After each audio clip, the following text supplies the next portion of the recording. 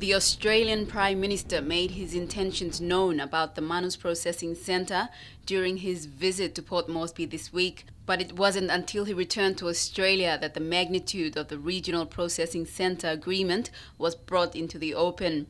Australia is taking a hardline stance on the people smuggling issue.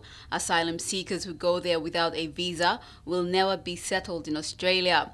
Under the new arrangement signed with Papua New Guinea, unauthorized arrivals will be sent to Papua New Guinea for assessment, and if found to be a refugee, will be settled here or any other third-party country other than Australia. From now on, any asylum seeker who arrives in Australia by boat will have no chance of being settled in Australia as refugees. It is not going to be easy.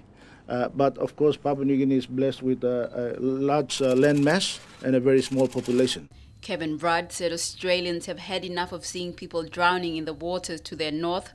Regional processing arrangements in Papua New Guinea will be significantly expanded, and people will be sent to Manus Island as soon as health checks are complete and appropriate accommodation is identified. Our expectation is, as this regional resettlement arrangement is implemented and the message is sent loud and clear back up the pipeline, that the number of boats will decline over time.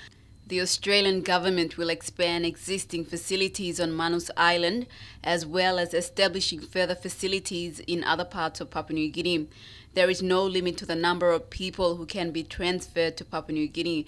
Prime Minister Peter O'Neill has also acknowledged that it is a regional issue.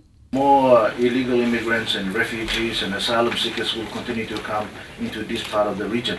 That is why we need to establish a permanent regional processing centre. In return, Australia has promised to assist Papua New Guinea with development packages.